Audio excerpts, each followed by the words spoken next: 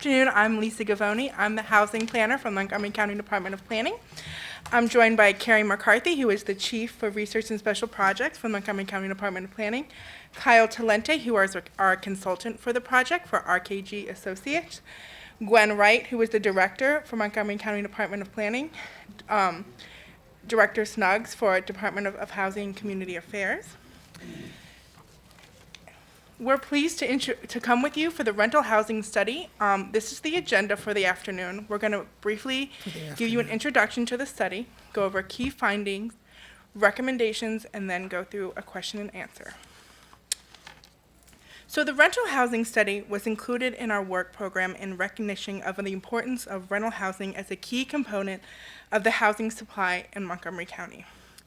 The goal of our study was to understand rental housing at all points at the full range of household demographics and to encourage development of price-appropriate rental housing.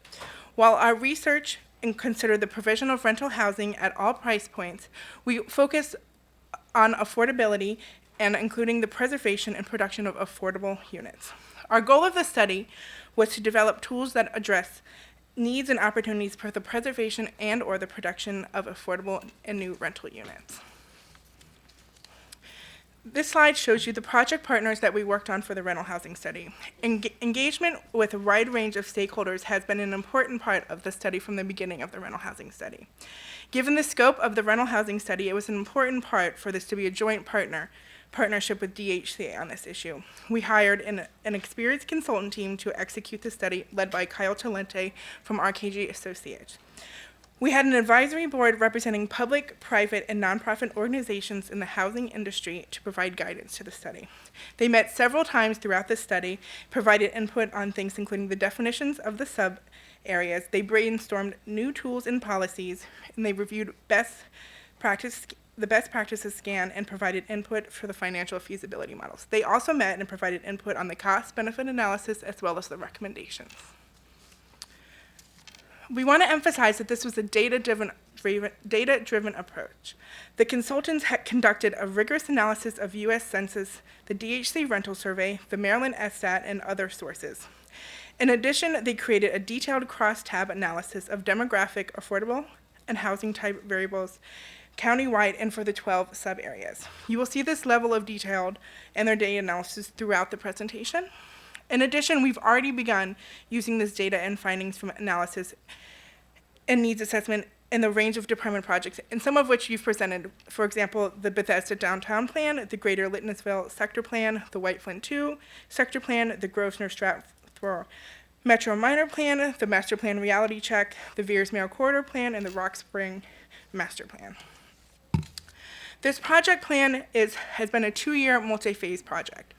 It's existed 3 phases. The first is the data collection and existing conditions, which included identifying our data needs, identifying key stakeholders, reviewing background materials, a neighborhood assessment, which would be considered like a master plan level, and conducting focus groups and stakeholder interviews. We also conducted an extensive local and state policy analysis, which we conducted across local, considering, across United States and local areas, best practice analysis, a financial feasibility model, cost-benefit assessment, and recommendations, which we go into today.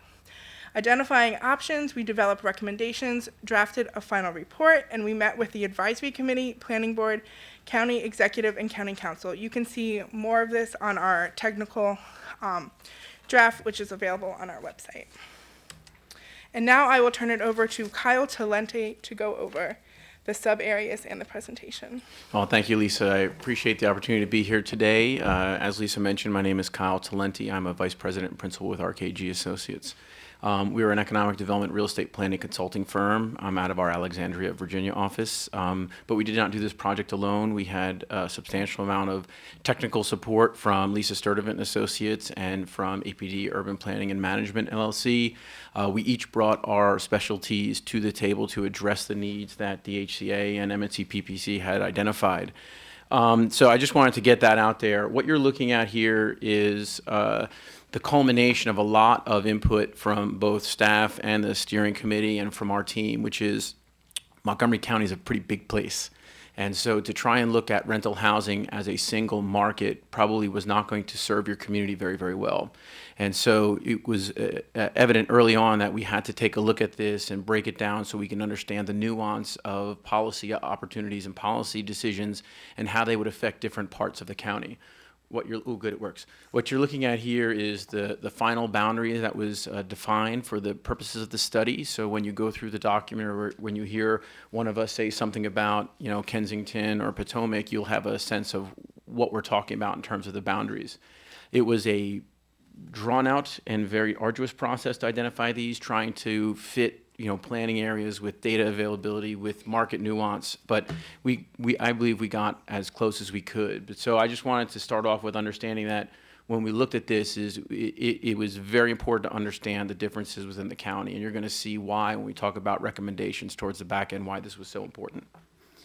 So some of the key findings, I'm going to try and boil down the ESPN top 10 highlights here. I mean, there's a substantial amount of data and information in the document, but I wanted to try and give you the stuff that really was the most definitive in terms of setting up the context for our recommendations. About a third of your housing here in the county is rental housing. It's a combination of traditional multifamily apartment complexes as well as conversions of traditional ownership units into rental. In fact, I believe of the 130 or so thousand rental units, about 27,000 of them are converted traditional ownership units, whether either fee simple or condominium, that have been converted. And that's a substantial finding when you're looking at a rental housing market in terms of understanding the impacts of policy decisions on the market. 40% are 3-bedroom units. I also think that's an important finding, particularly when you look at new development tends to have very little, if any, 3-bedroom units in it. And that's important because we have a substantial amount of larger family households, both higher income folks that are renting the converted units as well as more modest income that are in the larger, older garden style apartment complex that still offer 3+ bedrooms. And so that was a strategic finding for us, as well as the next bullet, which is, only about 14% of your rental supply was built over the past 16, 17 years. 55% was built prior to 1980. And the reason why that's significant is the fact that when you start looking at redevelopment as we continue to build out and having fewer and fewer land resources, green fields for us to build upon, it is going to be the oldest, most affordable that are going to be targeted for reinvestment, because that's where you're going to be able to generate the greatest return as an investor. And so that plays into the reality of preservation and production are critical to the importance of trying to maintain and keep a balance of rental housing across various price points here in the community. Your rental population is diverse. 37% of the households have more than 3 people in them. One of the more intriguing findings to me is 66% of the households are headed by someone over the age of 35. Most people look at rental housing as a young person phenomenon, but that is not true in your community. Your community has a substantial number of folks that are, obviously Councilman Berliner is one, that are over the age of 35 and probably just barely, sir, but over the age of 35. But are renters, and so you get extra time. Well, I see you turned off my 3 minutes, and I appreciate that. So you get extra time, but you really should spend it getting glasses. But anyhow, yeah. So at any rate, a lot of times people do think that it's a younger person phenomenon, but here in our community, it's a very diverse population, and that's important from the standpoint of the type of product delivery. Not everything can be delivered to targeting millennials or targeting seniors or targeting empty nesters. We really have to look at it as a holistic solution. And we're going to talk a little bit about where we think some of those flexibility opportunities can come into play. The households are diverse across income levels. When we looked at the market here, you have substantially more households earning less than 100% of AMI in your community that are renters than are earning above. And that's not terribly surprising.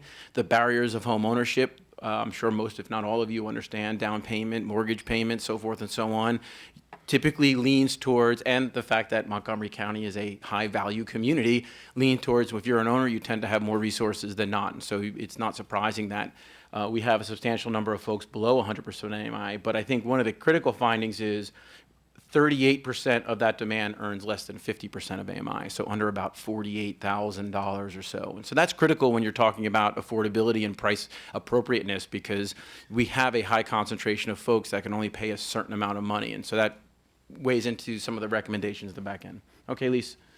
What you're looking at here is a graphic of the breakdown of households by income by the 12 different sub-areas. The area in the red dotted line is Montgomery County as a whole, and you can see if I cut that across, about 70% earn less than 100% of AMI, but it's not uniform across the county, and that's the point we're trying to make here is in certain areas of the county you have a much higher concentration of more modest income households than you do in others. And this kind of drives home the point of a one-size-fits-all solution, which frankly some of our policies right now may not be in the best interest of the community for the long term. Next, please.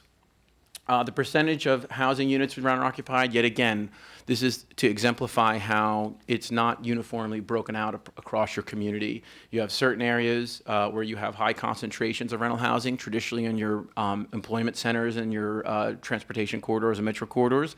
But it is not uniformly distributed. And so if we're going with the county's well-defined diversity and inclusion, this is something to take into consideration as you look at policies into the future in terms of diversifying your supply. Next, Lisa. This is just exemplifying the year-built aspect of it. Once again, it is also not uniform across the board, and that has an implication on affordability and price points because the market has shown very clearly the newer the unit, it tends to be more expensive. So some of the initial key findings from the analysis, households at the lowest incomes are the least served. I don't think that's going to be a surprise to anybody when you look at pricing in this community. There's not a whole lot of housing available to folks earning below 50% of AMI. Affordability is greatest in smaller units, diminishing returns. The larger the unit, generally the higher the cost is going to be. And so you don't have as much affordability in those 2 and 3 bedrooms as you do in the efficiencies in ones. Cost burdening is much greater for lower incomes. If you're not familiar with the term, it's a HUD-defined term, housing and urban development, of paying more than 30% of your gross income towards housing. Folks that do it are cost burdens. Folks that pay less are not. It is substantially greater for households earning at the lowest levels to have to pay above that threshold. Once again, it goes back to the supply-demand equilibrium. But the disparity is striking. 80% of households earning less than 30% are cost burden, while less than 9% earning over 100% are cost burden. And I think that's a critical finding when you're trying not just about finding suitable housing, but being able to afford to live. That becomes a challenge. The market is unbalanced at the lowest and highest ends, and you're going to see a graphic of this in just a moment. And that's a tradition. That is a critical finding in terms of providing or supporting or encouraging additional rental housing development can't only be at the lowest end. We have a substantial what we call downward pressure in the market, which is I can afford to pay $2,000 a month, but there aren't enough $2,000 a month units for me to find here in Montgomery County, so I go rent an $1,800 a month unit. Well, the person who can afford $1,800 a month gets pushed out, so they go down to $1,600 a month, and down the line you go.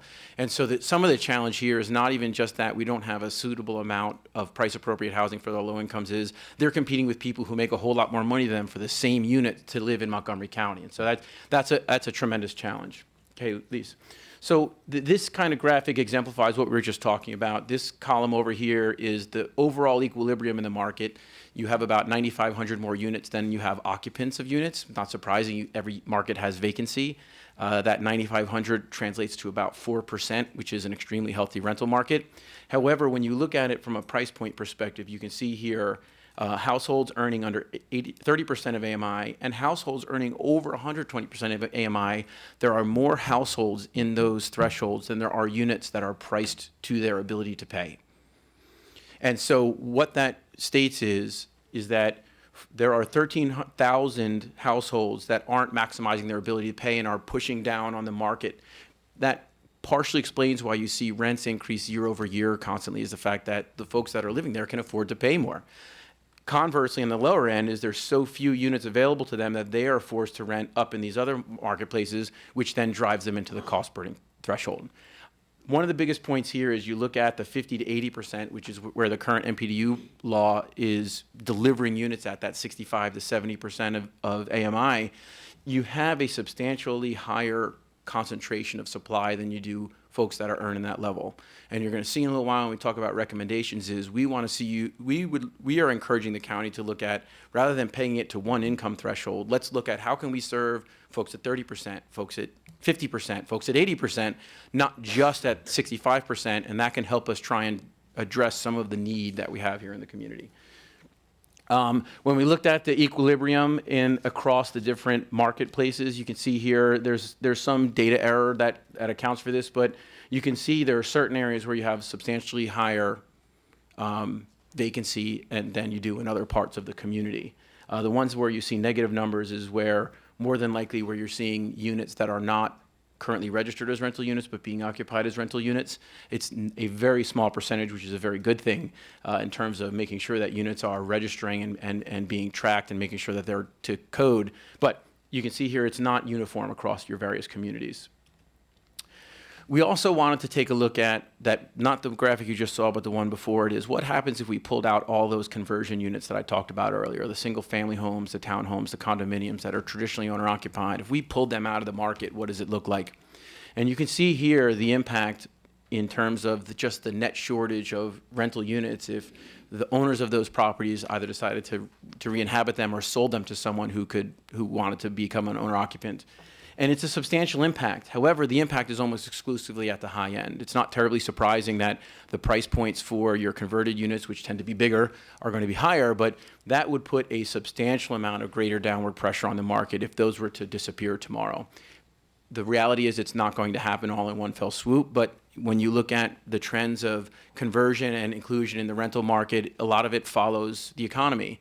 When the economy's great and everything's going gangbusters, people start buying out those units and turning them back into ownership occupancy. When the market goes down, you see them switch back into rental occupancy because there's more demand and the value to the owner is greater as a rental property. But regardless, the point here is that when you look at the future of rental housing, preservation, ensuring that units are being registered and maintained and tracked from a conditions perspective is a critical component of it.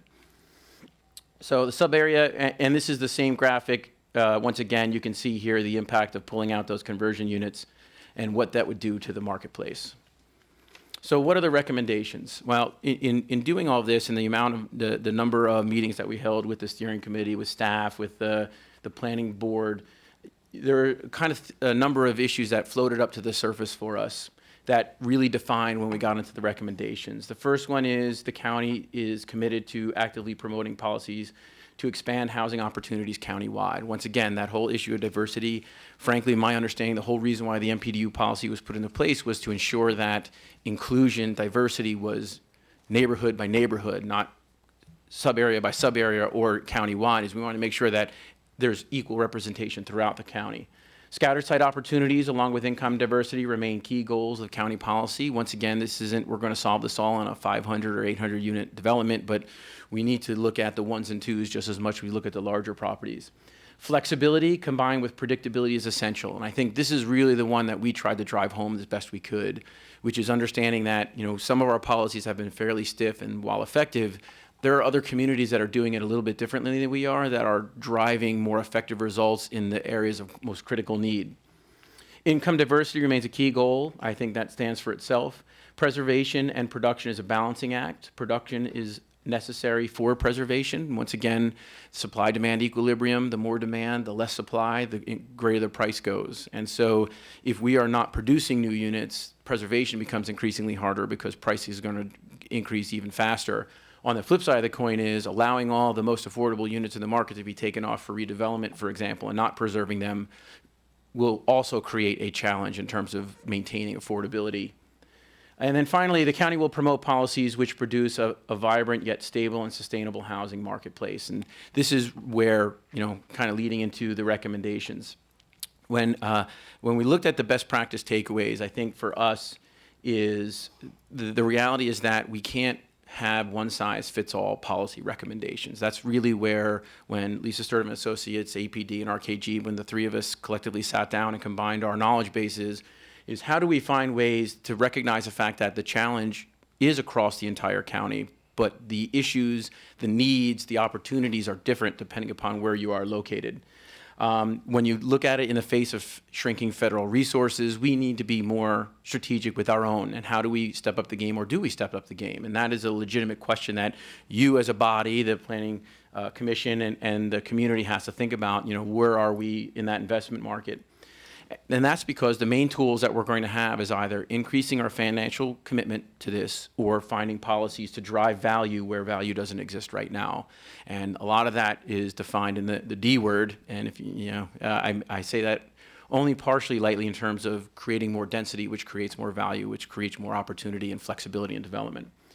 High-cost communities face a particularly difficult challenge with rental affordability, and when we did the financial feasibility analysis, when you look at somewhere like downtown Bethesda and the differential between market rate and 65% of AMI, and then you look at somewhere a lot more affordable like East 29th or Glenmont, the effect, the financial effect of delivering one more unit that's price controlled is substantially greater depending upon where you are in the community. And so that has to be played into when you're looking at what your policy decisions are. And then successful programs are flexible and pay attention to local needs and conditions.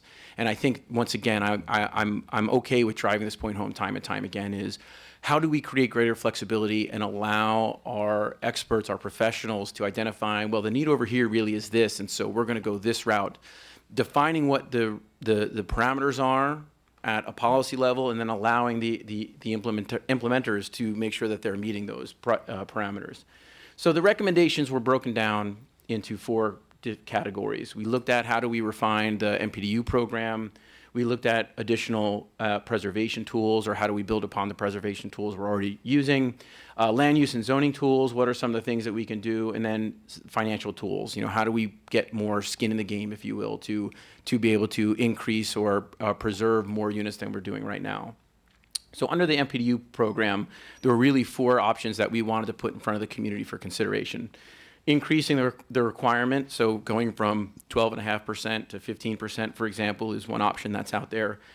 Going to a FAR-based option, which effectively says, rather than giving me 15% of the units, we want 15% of the square footage, and then we'll decide the size of the units. Effectively, to boil it down in a nutshell, the sliding scale option, which is if you deliver at 30% of AMI, we need this number of percentage of units, but if you deliver at 65% of I, it's that number of units. And then finally, an offsite option. Is that something that can even be considered? And before we get into that, and you guys all light up your red lights on your microphones, is I will tell you that was an extremely controversial and extremely challenging one to navigate through. From my perspective, it's an option that should be considered, but I recognize the political and implementation challenges of that as well. So the MPDU program today, I don't believe I need to belabor this to them. I think they know all this information. So if we can skip. So increasing the requirement to 15% from 12.5% baseline to 15% sounds easy enough, but when we did the financial analysis, the reality is that has a cost to the developer in terms of producing those units. And if you understand real estate investment, you know the only wiggle room in the cost of delivering real estate is in the purchase of the land. And so a cost of a brick is the cost of a brick. The market is only going to be willing to bear what it's willing to bear in terms of a rent rate for that location. And the variability is in the land cost. So the more we demand out of the project, the more extractions we take from the development project, the lower the land value becomes. And from a benefit side, it's obvious you're delivering more units. From a challenge side is it could have a chill on the market as current landowners have to adjust to what the new value of their property is based on this policy change. From our perspective, I don't know if you want to bounce back and forth or you want me to go through each of them here. But from our perspective, one of the potential recommendations is if we're going to go to 15%, let's adjust the AMI requirements and make it 5% at 50% of AMI and 10% at 80% of AMI. And what that does is it solves 2 problems with one policy. One is it starts to nibble at some of the need we have at the lower income levels with 50% of AMI. And number 2 is it offsets the potential cost of going from 12.5% to 15%. So it's what we call revenue neutral. It doesn't have as much of an impact on the value of the property. And as a result, it's not going to have as much disruption in the marketplace. The other way to do it is pacing it in. So this year it's 12.5, next year it's 13, the year after that it's 13.5, and you can gradually ramp it in so the market has the ability to adjust over a longer period of time rather than shocking the system all at one moment. So if you are to go to 15%, I think those are 2 ways that you can do it where you mitigate some of the potential negative impacts. I will say, and I've already heard this through some folks saying, well, we've instituted 15% in places and it's worked just fine. And my response to that is, well, yes, because number one, you instituted it before the deal was struck on the land, and so they were able to make an adjustment and make it happen. And number two is in certain areas of the community where the market is strongest, absorbing changes like that is a lot easier than in other parts where you may not have the strength of market, where they're not able to get the number of tenants or be able to get the rents that they can, like in a downtown Bethesda or in a White Flint. And so from our perspective, when we looked at it from a financial angle, is, yeah, you can go that route, but understand it's going to influence the community differently depending upon where it is. If you flip back, Lise, thank you. MPDU on a FAR basis, I kind of gave you the breakdown of that, saying let's get it as a square footage rather than as a unit count. And the benefit of that is if we're in an area where maybe it's a really great school system, your demand is going to be much higher for family-style units, 2-bedroom, 3-bedroom, maybe even larger. Whereas if you're right on top of a metro station in the middle of an employment center, having smaller units may be the right way to go. Or maybe you're in an area where you have a lot of social services and a senior facility might make the most sense. And so by going to a square footage basis rather than a unit basis, it allows your experts to say, well, this area is better for families, so we're going to take it in 3-bedroom units rather than a bunch of ones and efficiencies in ones. The upside to that is you're meeting a market need. The downside of that is you're obviously going to deliver a lot fewer units at 3 bedrooms than you are at efficiencies in ones. Once again, it's the trade-offs. How do we start to try and create the flexibility to address the needs based on where the project is being proposed? The sliding scale, income, I mean, I don't know how a better way to describe it. When we ran the financial numbers, it varied from sub-area to sub-area. Each one of those, if you went from 65 down to 50%, the percentage you could ask for changes if you wanted to stay revenue neutral. But the reality is, the greater the discount from market rate, the fewer units you're going to get delivered. Right now, you really can't do that under the policy. And there may be an opportunity where you say, you know what? We may only get 7% units through the MPDU program, but they're all going to be at 30% of AMI, and this is an area where that makes the most sense. And so once again, it's trying to use the value of that policy to deliver a specific unit in a specific area that benefits the need the most. Understanding that you can't just go, we're going to go to 12.5% at 30% of AMI. I tell you, you do that, you will see a substantial decline in the amount of residential rental development in this community. And then finally is the off-site piece. And this is where we really got into a lot of conversations. And at the end of the day, this is the one recommendation I would say that most rubs against the grain of what your current policy has been, which is if you're building a project at 123 Main Street, then we want our affordable units at 123 Main Street. From the upside that we see, and it's easy for me to say because I'm not sitting where you are, is by going to off-site, you can create efficiencies and generate more units. So you may get 50 units at 123 Main Street, but you may get 80 units at 567 Main Street. The downside is, where's the water's edge? Does it have to be within a quarter of a mile, a half a mile, just have to be in the county? And are we really willing to compromise you're going to do a project, we want the affordability, the diversity in that project. And we recognize that. However, our job to you was to give you recommendations on how you can change it to try and generate a greater return in terms of unit development, and that is one of them. And so we wanted to put that out there on the table. We couldn't even come to an agreement in the focus group, the steering committee, on what the policy recommendation should even be. There was a camp that said, well, if we're going to allow off-site, we want more than what the minimum requirement is. So some folks said, well, we want 50% more units. So if you're required at 12.5% here, we want 18.7, whatever the math of 12.5 plus half of 12.5 is somewhere else. And then there were those folks saying, well, why should there be a disincentive if you're going to do it offsite? If you're doing it offsite, it's because it's to the benefit of the community. And so I bring that up to say is I recognize how controversial doing an offsite change like that would be. Now I know, and Clarence is going to interrupt me in just a moment and say, well, we're already allowed to do offsite technically. Our recommendation is to codify requirements, a minimum that for you to even be willing to consider offsite. And I understand that that may never happen, but we wanted to put that out there. So that was the MPDU opportunities in terms of change. Lisa, the next slide, please. Land use, zoning tools. You can flip to the next slide. Adaptive reuse of existing buildings. Right now, for example, your office market is much softer than your rental market is, and there's probably opportunities out there to take some of the suburban scale office development and encourage adaptive reuse. So upside to that, obviously, you're putting more housing into the ground in terms of buildings that may not have a short-term upside. The downside is you're taking office development off the table and you're replacing it with rental housing.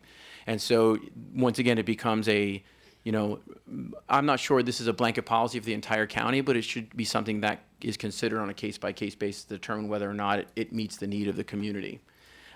Reduced parking requirements, essentially here is, especially when you're building right adjacent to a metro station, the DC metro area, and this is not a Montgomery County problem, but the DC metro area is developers are very comfortable, their financiers are very comfortable with thresholds of delivering parking spaces per unit. Inordinate amount of national research and even a handful of pilot projects here in the DC metro area show you don't need that much parking if you have good public transportation access. And so reducing the requirement for the parking reduces the overall cost for the project, which then creates greater savings to deliver additional price control or affordability in the development. The challenge will also be a case by case whether or not you can convince the investor that they're willing to go that route. Next, modified bonus density, facilitate the development of more housing, including MPDU. The challenge there, opposition to higher densities. I mean, the reality is right now, and Clarence, I'm going to get this wrong, so you're going to correct me. In certain zoning districts, you can go up to a 22% bonus density in exchange for going to 15% of the units.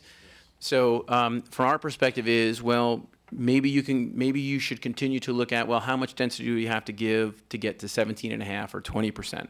Because the reality is in certain areas of the county, particularly on top of metro stations, creating additional density is not a bad thing from a land use perspective, but I recognize the fact that it could be a bad thing from a citizen's perspective. And so that becomes the rub is, but from our perspective, looking at it in specific areas of the county to go towards a greater bonus density in exchange for a higher affordability threshold, I think is something the community should consider. And then finally, public land co-location of facilities. This is, you have a perfect example with the library in Silver Spring, thank you. How do we replicate this elsewhere? How do we create co-location with fire stations, police stations, post office? I mean, obviously, that you'll need to work with the federal government on, but the reality is there's a tremendous amount of land assets we have out there that we can look at the potential for co-location.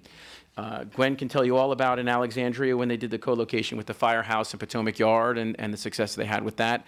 I think that can be replicated. Your library experience can be replicated in a number of places here in your community. Looking at preservation tools, I would say blanketly across the board this is more shoring up things that we're already doing and getting a little bit more proactive than reactive on it. The first one, inventory of at-risk properties. Really the bottom line here is we're encouraging you as a community to say, we're going to look at all of our market rate affordable garden style older complexes and score them on a series of criteria, condition, location, access to amenities, to determine which ones we think are the most valuable from a price appropriateness standpoint. And the whole reason behind that is that the funding through the Housing Initiative Fund really, especially for a larger project, maybe only be able to do one project a year. We may be only preserve, if 3 of them come up at one time, we may not have the resources to do all 3. And so having an approach that allows us to be more strategic in saying, well, if we have to pick, this is the one that we're going to go after, or if we find a pot of resources, we're going to go proactively work with that property, is to create transparency and clarity to the community, to you, as to why we're making those decisions. Expanded right of first refusal, and this kind of goes into that. Once you have that list, you may be more, or maybe the better way of saying it, you may be less willing to allow that property to go if you know it ranks really highly on that list than others, and so you may be less willing to negotiate a deal to not use your right of first refusal. Now, this is going to be tied to one of our financial tools, which is increasing our investment in the Housing Initiative Fund, but the reality is this is something that we encourage you to do as a community. Next, please. Redevelopment preservation incentives. This is effectively I have a large complex, 500 units on 50, 60 acres. I want to redevelop it, and the deal is we'll let you redevelop half. You get the full amount of density on the half that you get to redevelop, but we want to see a partial preservation in exchange for an increase in the percentage of unit affordability. And the concept here is that, particularly on some of those better conditioned properties, the cost to the developer for preserving a portion of that development and increasing their percentage of income-controlled units through the MPDU program, for example, would be greater at the same cost. And so this is looking at it saying, well, rather than all or nothing, let's drive and be more flexible and be more proactive in terms of trying to do maybe just a partial redevelopment rather than a full redevelopment.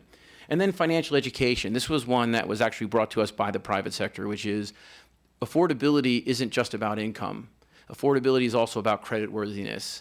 And there are a number of resources out there that you can read that folks making a decent amount of money still can't find a place to live because no one is willing to rent to them because their credit is terrible. And so there is at least one that I know of, private entity here in this community that provides financial education to help their tenants improve their creditworthiness and what they have learned is it has driven a loyalty from those tenants, and so they tend to stay longer. From our perspective is, why not, let's recreate that on a countywide level. Let's do a public-private partnership and provide that financial education, because once again, it's not just about, do I have enough money? It's also about, have I made smart decisions, and maybe I need to start making smarter decisions as we move forward. And that will also help with preservation, because the longer you can, the longer tenure of your tenants, the less cost it is to you as a property owner to maintain the property. Financial tools. General appropriations, and once again, I like this term. It's easy for me to say.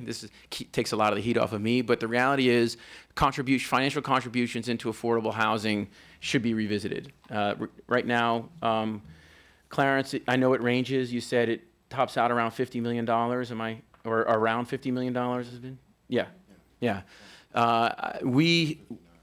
We look at it and say, you know, our neighbors to the south of us, the District of Columbia, have committed $100 million a year, and they're substantially smaller than us as a community. We put it out there saying we should be reconsidering as a community what our investment into that fund is, and trying to bring it up a little bit, if you will, to enable us to be more flexible and to have a greater impact on housing affordability. I will take the opportunity here to say is, and I probably should have started with this, which is there is no solution to eliminate this problem. You will continue to have the demand for housing in the DC metro area and the attractiveness of Montgomery County as a place to live. You will continue to have an imbalance between supply and demand, and you will continue to have pricing challenges. These recommendations are, how do we mitigate that, and how do we make ourselves more effective at prolonging affordability and choice and access in the community. So I apologize. That probably would have been one to lead off with, but I guess I failed that test. Next is, in lieu, I bring that up to say the appropriations allow us to be more proactive and more aggressive in prolonging that impact. The in lieu fee for small projects, right now, the payment, right now the MPDU program only is to 20 units or more. From our perspective, everybody should be kicking in their fair share. If you're building 19 units, you shouldn't not have to provide your fair share of affordable housing. From a market perspective, from a financial perspective, units on smaller projects are much more impactful on the cost than a larger development. So for us, the recommendation would be have it a payment in lieu of, rather than force them to deliver units. Because if their appropriation is 0.27 units, then they should have to pay 0.27 of a unit, not have to cover the full cost like you have to in a larger development. Local housing vouchers. The reality, you already have some local housing vouchers. The reality here is, when we kicked around the idea of rent stabilization, and from the Arkady Associates team, we believe a much better policy strategy is to provide the incentive to the household rather than to the unit, because long term, if that household continues to need help, that support will stay with them. Once it's tied to the unit, if you look at stabilization programs in other communities, after the first or second group moves in and out, it no longer necessarily is supporting a household that actually needs the support. And so from our perspective is, if we're going to invest those kind of resources, let's invest it in the people and rather than into the structure, and the local housing voucher is really a way to do that. Demolition fees, this is where we look at property to say, all right, if you're going to tear down a property that is price appropriate right now, market rate price appropriate, we're going to assess a fee that we can then use as part of the housing fund. And you see there under the recommendation, it can range from $0 to $3, and that goes back to that recommendation of scoring the various complexes. If it's one higher on the list, it's going to be hit with a $3 per square foot. If it's one that we're really not terribly concerned that it's going to turn out because it's in a horrible location or it's in a very poor condition, maybe we don't hit it with a fee at all because we're trying to induce the reinvestment into that property. And so this is a sliding scale thing, but it's a way to generate additional funds. Tax increment financing, I can't imagine I need to explain this to all you, but the reality is you can use that increment as a way to create greater funds into the project to drive more affordability. And then finally, the 9% low-income housing tax credit set aside. We were having a good laugh at that at lunch today about will that program even exist in a few years? But as it stands today, it does. And the reality here is Montgomery County, and to a similar extent, Prince George's County, is at a substantial disadvantage to get access to low-income housing tax credit funds in the state of Maryland because it is a one-size-fits-all. And for me to drive down to 40% of AMI in, for example, Cumberland, Maryland, is a lot easier than to do that in Montgomery County. And so our recommendation here is to pursue the state legislature for a situation similar to what they have in Virginia, which is there is a separate allocation for Northern Virginia from the rest of the Virginia funds that only those communities can go after. Getting something like that here for Montgomery and Prince George's County, at least the projects that are being considered here for low-income housing tax credits, it's a fair fight, if you will. And so this is something we encourage you as a community to try and pursue. Next. That is not all the tools that we looked at. These are a list of some of the other tools that we really dove into. And it is not to say that these tools shouldn't be pursued or can't be pursued. We were asked from our professional opinion which ones were going to address the needs that the community has identified in the most effective and efficient manner. And the ones that we just went through are the ones that we believe will position you better to be able to preserve more and deliver more affordability with the least amount of cost incurred by the community. By the way, I was promised you guys were going to interrupt me and ask questions. I'm a little bit stunned as to what happened, but. That's because the council president did not allow questions. Oh, okay, well, there you go. Okay, good. I thought it was a personal shortcoming. My vision obviously has already been identified as not being too good. Before I turn to my colleagues, I want to make sure that anybody sitting before us have any additional comments that they'd like to make. Clarence, anything from you? Ms. Wright? No, only to say that, I've taken a little flack because this study has taken longer than we had originally expected it to take. But, I go back to sort of the idea that, you have to let a project work through its process, think through all of the ideas until it's really ready to present. And I feel very proud of this study in the sense that it is what I think the council asked us to do, which was something that was very data-driven, something that did look at the world outside of Montgomery County, what best practices are, and finally that came up with really specific recommendations that are implementable, that aren't pie in the sky. And that was, again, something we talked about a lot in the advisory group. And I really feel, Kyle has thrown out a lot of information to you about ideas, and some of them you may just say, forget it. Some of them you may say, this is the best thing I've heard, let's do it right away. But what we see this as is honestly a beginning, not an end. We've laid out a lot of ideas, and we would like to see some of those ideas move forward to implementation. One thing I would like to mention before going forward is the MPDU recommendations. They are for the rental side only. This is a rental housing study, and that the MPDU program has a for sale component, but we only studied the rental component in this study. Thank you. Before I turn to Mr. Elrich, I do want to thank you all for this good work. I'd been asking for years if other communities have a better idea of how to achieve progress on this very difficult issue. Please let us know. You made some reference to other communities doing things differently that produce better results. Could you hone in on that piece of it for us, please, and elaborate on what other communities are doing that you think produce better results that we have not done yet? Sure.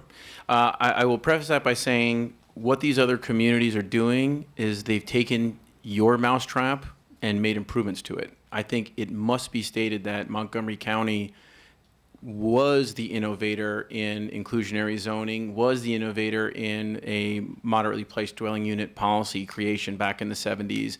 And all these communities basically have piggybacked upon your efforts and just have seen that, well, when we look there, as you saw in the graphic, we're producing a whole lot of units at 65% of AMI. Well, the need is elsewhere.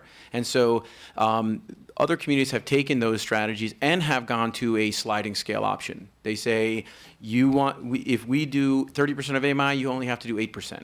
If we do 50% of AMI, you got to do 12%. If we do 80% of AMI, you got to do 18%. And so there are communities that have implemented that sliding scale. There are communities that have implemented the FAR-based rather than the unit-based, where they say, if you're building a 100,000 square foot building, we're going to take 15,000 square feet of that, and we'll tell you what we want in those units. We'll say whether we want 15 1,000 square foot units or 3,500 square foot units. And so they have used those templates to say, this area is best served for families, so we're going to recognize we're going to get fewer unit count, but we're going to deliver something that the market won't, which is a 3-bedroom rental. And so that's really where, when we talk about what other communities are doing, the larger investments on a per capita basis in affordable housing is another thing that other communities are doing, where they're putting more money up front into the deal, is another thing that we saw that is happening elsewhere. But I would say most of the recommendations that you see here are not the creations of the RKG team, but rather our knowledge and understanding of how other communities have adopted what you've been doing and provide options that you now should be considering. Thank you for that. Mr. Elrich. So I have a few questions. I guess I want to start with the slide where you talk about the lack of housing for awesomely rich people. That's a good one there. Is that the, yeah. No, that's the apartment only, but yeah. Yeah, it's either one of them is good. There you go. So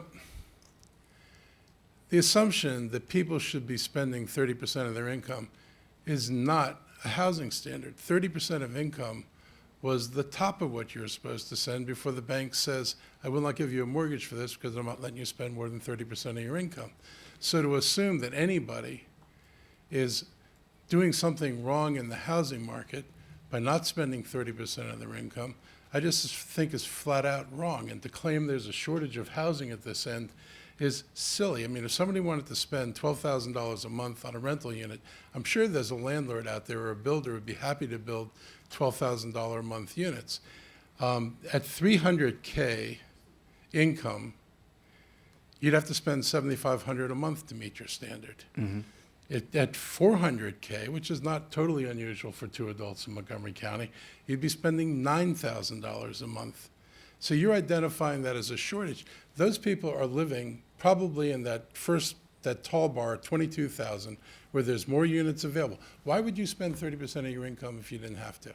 If you could go to Bethesda and rent today a $6,000 unit with more amenities than God, then leave out the house part.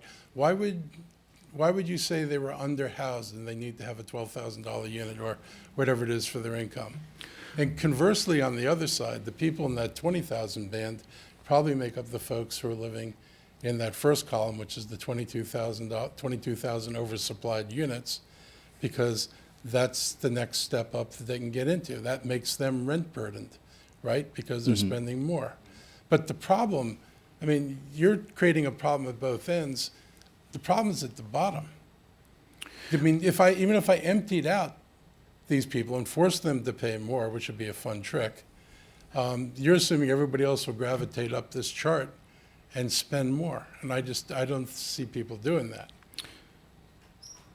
I mean, tell me where this became standard. Well, to an extent, I agree with you. Not everybody is looking to maximize their ability to pay. But to do an affordability analysis, there's no way for me to determine, well, only 75% of people want to maximize their ability to pay. The rest of them only want to pay 20%. You can't model that because it's all human behavior. So this is showing in that argument, the worst case scenario in terms of the demand, the ability to pay, and the ability to find a unit that allows me to maximize my rent. Who does There are. You use the example of $300,000, $400,000. Well, the reality is that 120% of AMI is only $120,000, which is two $60,000 incomes, which is a lot more common in this community. And I can't tell you off the top of my head what $120,000 buys you. I can't do that math very quickly. That's about $3,000 a month. 36, yeah, $3,000 a month. So let's say it's $3,000 a month. That is not an absurd amount. And in reality, that is what your market is building to. You're not seeing stuff being built for substantially less than that. And so Yes. my response is, your market is already addressing what I'm talking about because they only want to build product that puts them in that over 120% of AMI category. And so my response to that is there are people who are in that 120% of AMI category that would spend more than what they're paying now if the appropriate product was put there. You mentioned that, well, if I could get something in Bethesda for less, why not? Well, because people have preference. I want a pool. I want a workout facility. I want high-speed internet. I want to be 3 feet from Starbucks instead of 8 feet from Starbucks. I can't begin to explain to you the decision-making patterns of individuals in terms of why. But if I look at it objectively in terms of what is the market building and where are they going, everything except for MPDU is being built in that 120% of AMI range. So there is an unmet need. My point is that if you want to help fund, there's two things. First of all, if you want to help fund at the 30%, you have to enable and allow building at the high end because that's where the profit margins are the greatest. And so if we don't encourage development at the high end, it's going to be much harder to then try and drive more units at the low end. Because if I build to 100% of AMI, for example, my profit margins, there's not as much left over in the game to be used to generate revenue at the low end. The second thing is that while the downward pressure isn't really being felt all the way at the lowest end, to be honest with you, Yes. it is a trickle down that does impact the people at the lowest end. And you've been seeing 3 to 5% per year over year rent increases. A lot of that has to do with I can't maximize my ability to pay. I can pay more. Carrie can pay $3,000 a month, and I can only pay $2,500 a month. And right now, you're charging $2,500 a month. You, as a property owner, know this information better than I do. And he goes, "I can kick you out. I'm just going to raise you up to $2,700, and if you leave, I don't care because Carrie's waiting right next door to come in and take you." So part of when you see this rent escalation going on is because there is an imbalance in the supply and demand. You're not going to solve this by building to here, but you need to encourage and enable building in here to be able to help solve that. So I guess this is where I wish you had more granularity in this, because I do think it matters who you're talking about in that high-end part of the study. And in terms of how many units you would yield, I mean, if you take our formula of 15%, how many units would you have to build at the high end to yield 15%? And what assumption is there about demand for those units? I mean, we have, we forget to talk about this, but we have A, a pipeline, and B, we've zoned massive parts of the county for lots and lots of high density, some of them in really wealthy areas, and it's not being built. And if there were demand, then demand usually calls forth supply. And if I've got demand and I have zoning in place that allows it, and nobody has to go through another step of the regulatory process to get something, you got to ask yourself whether there's actually demand for all these products. We seem to be acting in a non-demand way. Well, I would argue a couple of counterpoints to that. First is you're assuming that the existing owner wants to act upon that availability of intensity today, and that's not the case. There are multiple reasons why you could grant me a 3.0 FAR and all the gifts in the world. You can exempt me from all fees, and I'm still not going to do it because this is how I make my livelihood. This is what I want to do. Maybe my kids someday will flip it, whatever. So there are numerous reasons why, even though you have allowed it per se, it's not going to all be taken into action today. The other thing is absorption. Yes, there is demand, but the market isn't going to just dump 100,000 units tomorrow because it'll have dramatic effects on the profitability of the project. And so the development community is going to purposely control supply increases to make sure that they make their nuts. I am so glad you said that. Nobody is going to dump supply on the market because the effect of dumping excess supply in the market is to depress their very own prices. Yeah, it's supply. I mean, it's economics 101, and so they're going to deliver units at a pace that is going to maintain the integrity of values, and part of that is to make sure we're very, very clear and we're balanced in discussing the private sector is, if I buy this piece of land from Gwen for $5 million, I want to make darn well sure that I know that I'm going to get my return out of it, and if I crush the market by over-delivering, I've just lost money. And so the reality is they have to do that in a certain extent to be able to be profitable, to make them willing to take the risk. If just by going by the 15% that you said, Mr. Ehrlich, is to build 21,000 units, you would have to build 300 and some odd thousand new housing units to meet existing demand of people who live here today, not taking into account all the other people who would love to live here that can't, and all the people who will want to live here over time but haven't yet figured that out. Doesn't that tell you need some other strategy than boosting high-end housing in the hopes of getting 15% MPDUs? Absolutely, which is what you saw all those recommendations. Substantial amount of them had absolutely nothing to do with that. So my colleagues want to ask other questions. Mr. President, is Mr. Eldridge just going to badger the consultant all Really? afternoon? I'm not allowed to ask questions, George. I mean, you ask questions to people all the time. Hold it. I did indicate to Mr. Elridge that there were a number of other questions, people that had questions, and I appreciate him stopping at this point and allow other council I was members going to say, to. I've sat here and watched other people ask and ask and ask, and when that goes along with the dialogue that you all want, that's a perfectly fine thing to do, and when it doesn't, it's not so good. I'll just say, I will, if I write you, will you answer questions that I've got in addition to? Absolutely. Okay. Please send them to Carrie, and then she'll send them on to me, but absolutely. Yeah, okay, thank you. Ms. Florine. Thanks. Thank you for this presentation. There's a lot in here. You have a written report, don't you, that we have someplace upstairs? I think I've read it, but we'll need to go through the details. It's a lot of ideas and approaches. I wanted to ask you about how you did this. You had a advisory group and the like.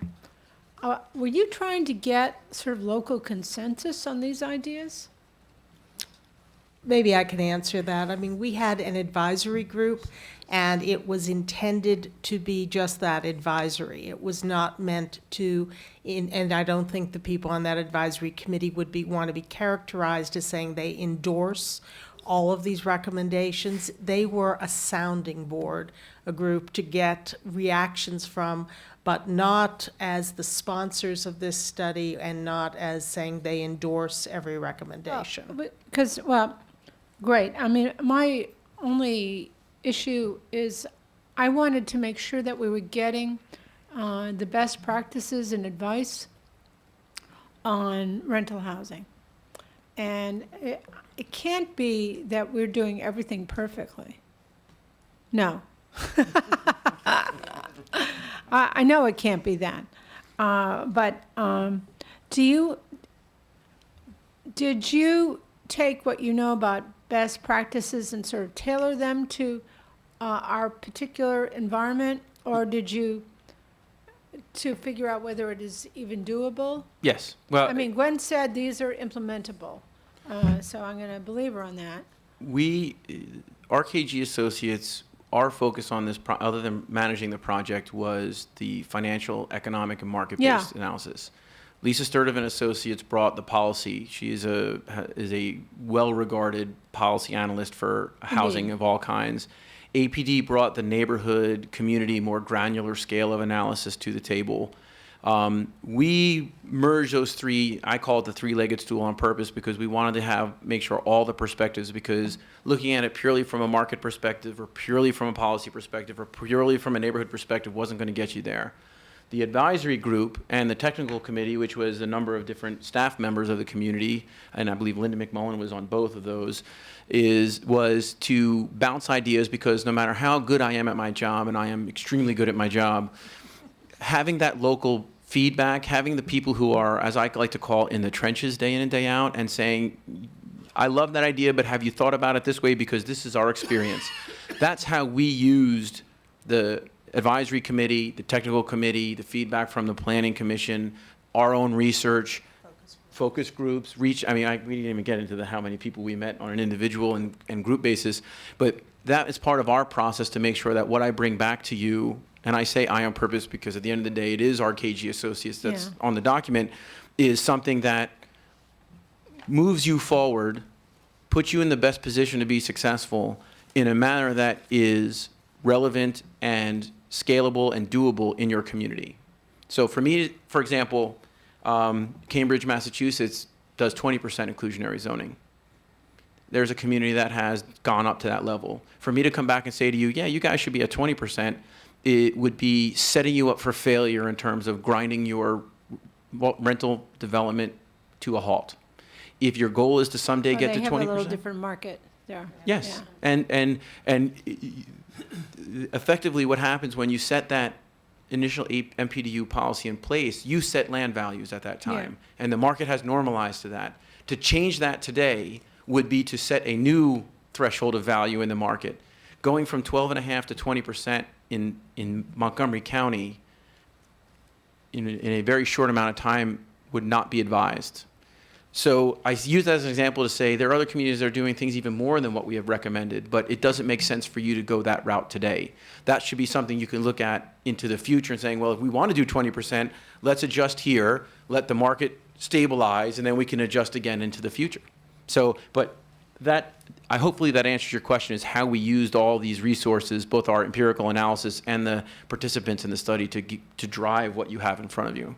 Well, this sounds very positive because, lots of times we get reports and they just list all the best practice, what someone has done this, someone has done that from all over the country. And we look at that with great interest. We never know what all the details are, though. And usually when you unwrap them, there are unique circumstances that have allowed certain things to be done. And you're saying that you adjusted for that in your recommendations. One of the tenets that RKG brought to the table is we try to give you recommendations that were financially neutral, meaning that they weren't going to upset the balance of the deal, if you will, so that if you're going to go to 15% from 12.5% as your base, here are some ways you can do that minimizes the impact to the market, also meets your needs, also puts you in a position that you can implement it tomorrow. And so that's just, yes. So when you're making revenue neutral recommendations, those are things that will allow us to get, at the end of the day, the affordable units. That's what you're saying. Yes. And do it with the minimum disruption to the private sector so they'll be on board. We struggle with more or less these days on a daily basis. Yes. How do you make this all happen? Well, I'm sure we'll have more questions as we get into this in more detail and actual application, but thank you very much. And Gwen, you were right to hold us off until we got the thorough analysis. Thank you. Mr. Rice. Thank you very much, Mr. President. And so I had an opportunity this past weekend to go to San Francisco for a conference, one of the places that's truly struggling when it comes to affordable housing, being one of the most expensive places, actually the most expensive place in the nation to rent, and was talking with their board of supervisors there about a number of different things that they're doing to incentivize. And one of the interesting things that I actually have to give credit to Councilmember Elrich because he continues to talk about this in the preservation of units that we currently have. One of the concerns that we've always said is that with our existing units, oftentimes the owners don't make investments in those units. And so to encourage folks to redevelop, we say we're going to redevelop that whole building. And so then you lose those market rate affordable units.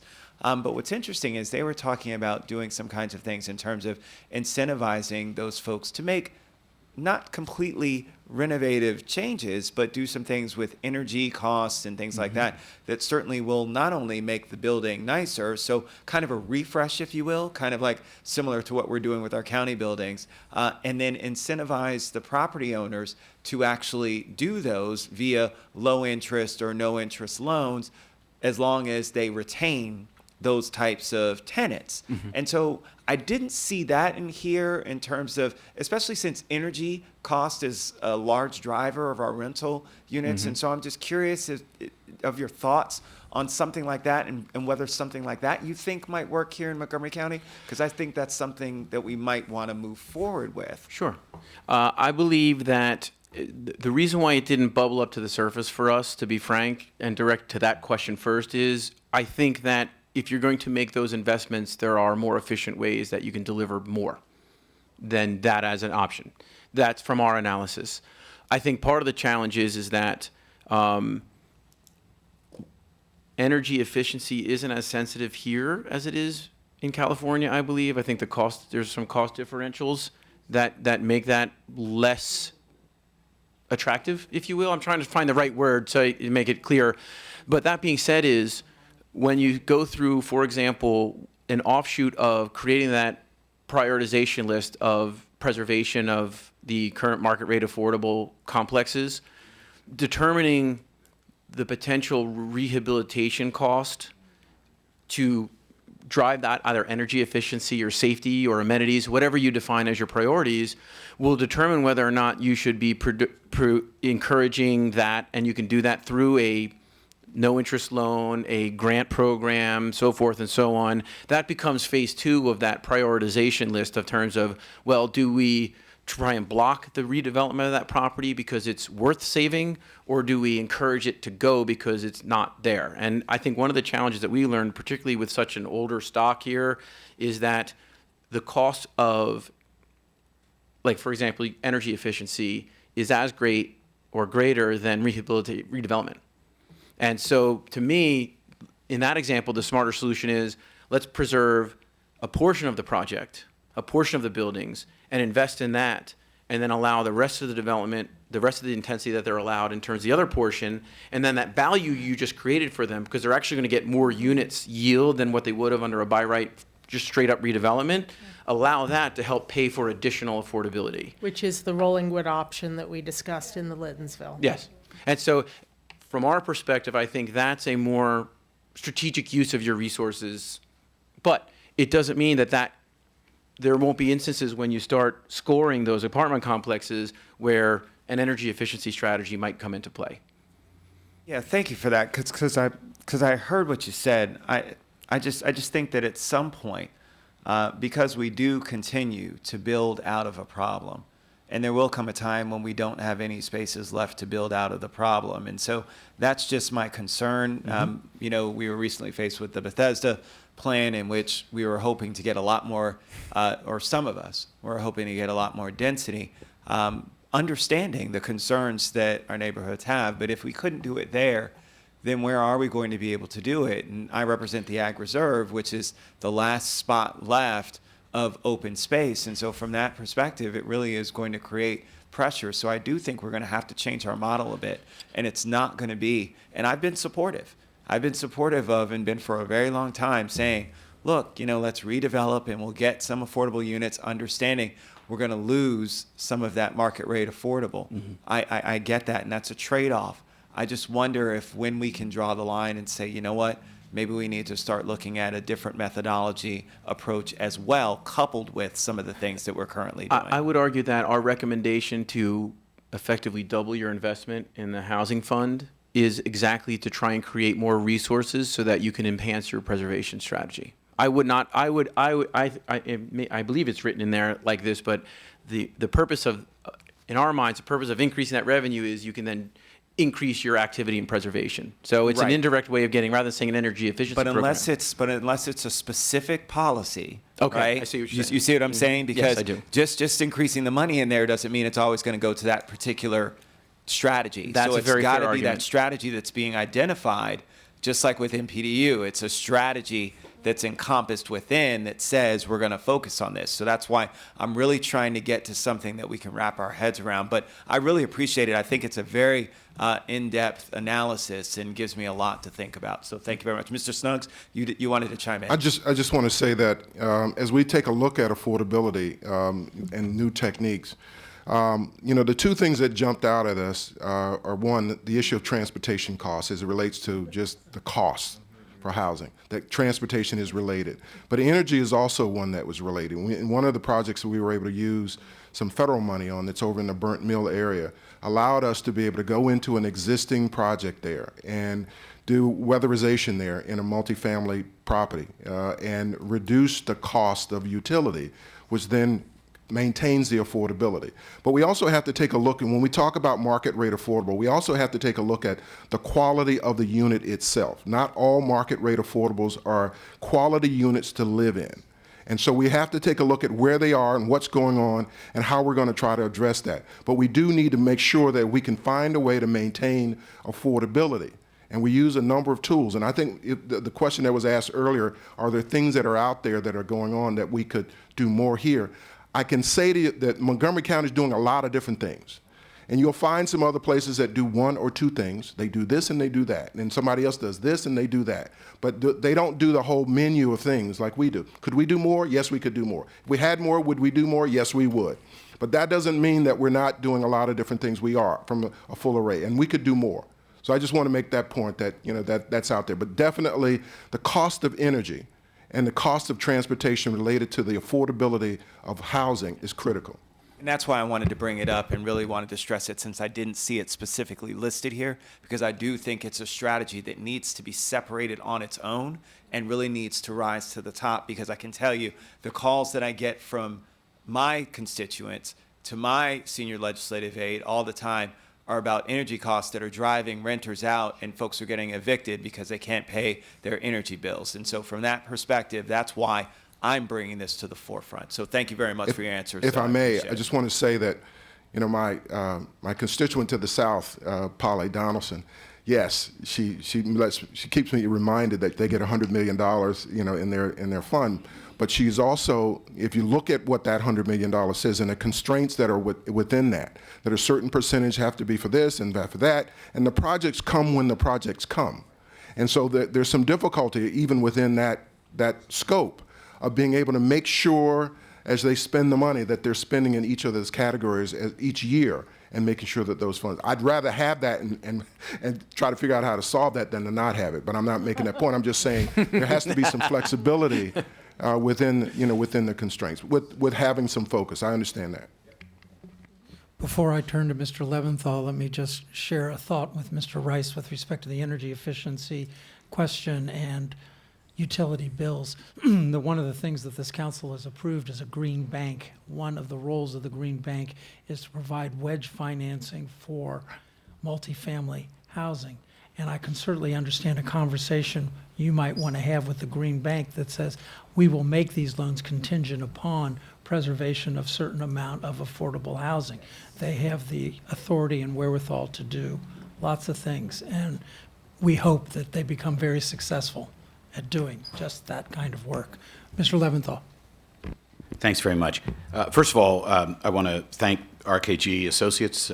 This is a complicated report. It's data rich, and there are things that occur to me that aren't in it, but there's a lot in it. This was a substantive and long presentation, so I just want to thank you for your work and what you've done with the sort of slicing out of the different income categories. It's just straight census and housing data. It doesn't stand to say you've done it wrong. You took a certain measurement. The data gave you a certain chart. It wasn't a normative exercise. You just said if you make these assumptions, then here's what you get. So I'm sorry that you got beaten up for just a simple presentation of the data that a simple data analysis derived.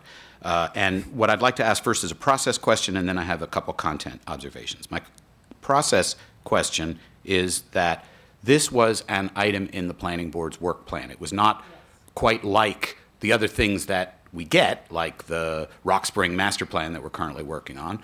But I would like to understand, and I guess my question is directed to the chair of the Fed committee, are we going to take this up in the Fed committee? I mean, there's a lot of recommendations here. Are we going to digest those and discuss them? Each one of these recommendations, every single one, knowing this council as well as I do, would easily lend itself to a couple hours of discussion. And you've got a couple of dozen recommendations here. So Are we, I mean, is this it? Are we discussing it now, or are we going to? No, by What now. happens?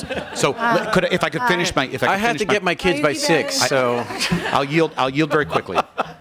I'll yield very soon. Okay, I just want to finish my process question, and then I have a couple content observations. All right, so on the process questions also, so first of all, are we taking this up in the Fed committee? Then, my next question is, are these slides that begin on page circle 3 and go through page circle 39, is this the report, or is there another document that would reward more thorough reading? Those are my process questions, and then I have a couple content observations. So I'll yield to the chair of the Fed committee, but then I'd like to reclaim the floor. Okey doke. Well, there is a report. You have the report. You want to wave it? Here, I can explain. We have this. it somewhere. Yeah, there's a link that was in your packet, and we can also send it over. We actually have, we've broken into 2 reports. This is a 60-page recommendations and tools that also has a summary of the data analysis. And then we also have the full 150-page data technical report that explains the financial analysis, how everything breaks even. And then what you got in your packet is the 2-page cheater's guide. Okay. So we have all that somewhere. The question is how we fit it into our schedule. We should. Okay. Yeah. I mean, so that's these are lots of important, well, it's not exactly scheduled, but we're in the process of scheduling the fall right now. Okay. Yeah. This is an enormously consequential and important topic. It's front of mind for elected officials because it's front of mind for constituents, and it affects the shape of communities. It affects our budgetary decisions. I got to say very quickly, it sounds marvelous to double the amount of money in the Housing Initiative Fund as we go through the budget each year. That's a heavy lift. That's not easy to achieve. And so this is a very important topic. We all want to delve into it. There's more that we could have gotten out of this study, but there's a lot in the study. And what I guess, so the last thing I'll say is that what I don't quite see here, and maybe the more comprehensive study gets at it in greater detail, because there is a lot, relates to some of the questions Mr. Rice was asking, which I thought actually was the impetus for this originally. That is, if I drive home along Veers Mill Road, as I often do, or if I visit with my constituents up in Montgomery Village, as I often do, we see deteriorating housing stock. We've also had discussions on this problem of the common ownership communities where they're falling behind in collecting fees, so they're not able to do upkeep of the property, and then it gets in this vicious cycle where the property gets worse and worse, and they're not able to catch up. And so with respect to preservation, what I don't see here, and that's not a criticism, because there's a lot here, is when does and how much housing is at the point where it doesn't make sense to sustain it anymore. I mean, you can see buildings that they were cheaply built 50 years ago, and there's not a few of them. I mean, I can call out neighborhoods in Glenmont, in along Veers Mill, in Aspen Hill. I mean, it was housing that was intended to be affordable, and it is now what we're calling market affordable. And part of that was the materials weren't very expensive, and they may not have been all that well maintained, and it's dilapidated. I mean, it needs, enormous investment to bring it up to a livability standard or replacement. And I guess that's what I'm not seeing here, is this whole concept of the useful life of a structure. And we've talked about that here. That is, there's no such thing as the useful life, because you can always preserve something, and there are historic properties of, hundreds of years old that have been maintained. But we know, I mean, I'm thinking of them as I drive through the county, of structures that you really wouldn't want to maintain. People are living in them now. You don't want to displace either those individuals who may turn over anyway, or people in that income class. But still, what I guess I'm not getting at is what I thought what this was originally, which is, it was called the garden apartment study. That is, that there's a lot of housing stock that just hasn't been well maintained and isn't in very good condition. And how much of that is there, and are we best served by keeping it in stock and investing in it, or are we really better served by taking other approaches? And I wish we had a neater, simpler answer for you, but the reality is that not one size fits all. There are different communities. What makes economic sense in one community may not make economic sense in another community, and that what we are saying in this plan is that there needs to be a balance of preservation and production. When I think about it, the reality is, and I was just saying to Clarence Snuggs, I'm trying to think about the last time a market rate affordable multi-family apartment building was torn down in Montgomery County to replace it with new construction. The last time I can remember is the building that is where the senior housing project near the Silver Spring Library is. Well, sadly, the one that I can think of is Bonafide. the Flower Branch. That's the one that comes most immediately. Well, and that was not torn down by intent. It Yeah. was destroyed by a very tragic Yeah. explosion and fire.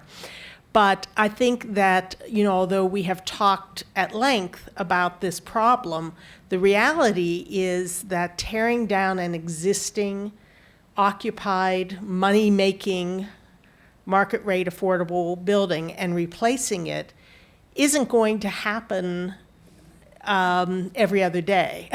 In fact, it isn't happening much, even where we have put, as I think Councilmember Elrich said, even where we've put zoning and incentives in place, it isn't happening very often. And I think that this plan, or this study, I should say, essentially recommends going out, looking and prioritizing the sites around the county and deciding based on condition, location, and so forth, deciding which ones we really think should not be touched and should be preserved using all the tools that are mentioned in this study, and which we think are a little bit more fungible. And that is a separate project that wasn't a part of the study, to go and do a garden apartment by garden apartment inventory of the entire county. That wasn't in this study.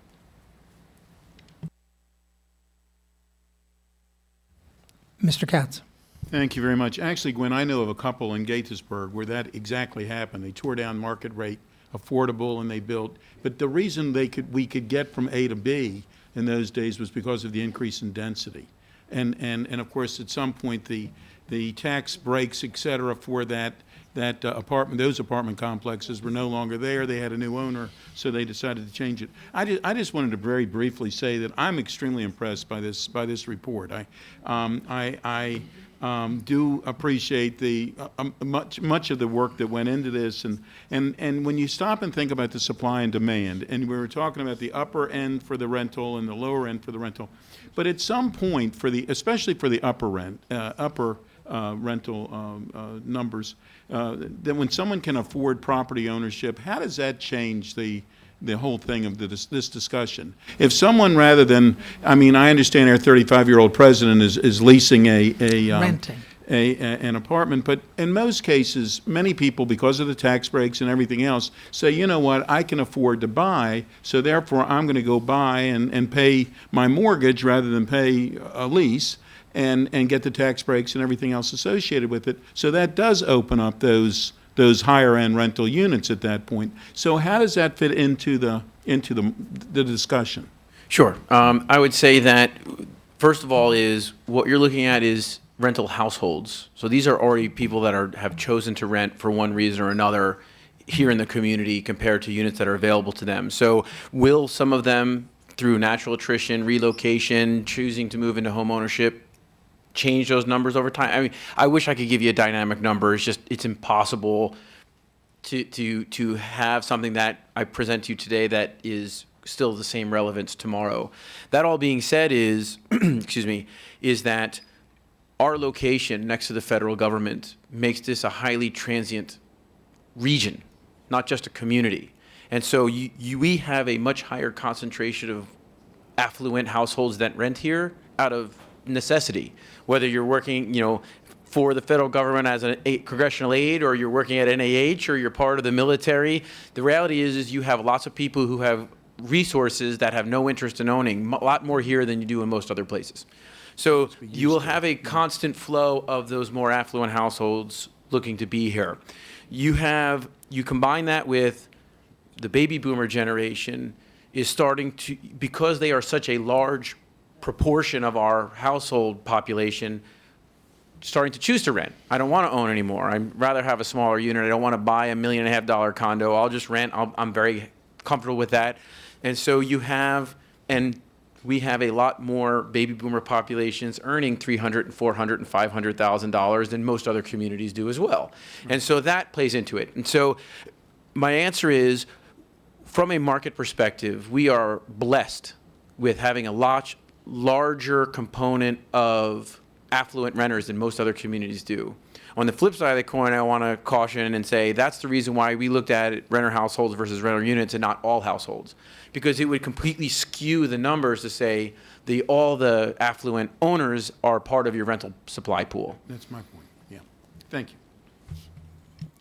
Thank you for your good work. Here, just a couple of follow-ups.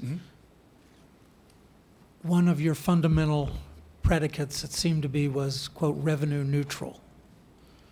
Give voice to why you felt that was so important, given that the conversation here often is, can't we extract a little more?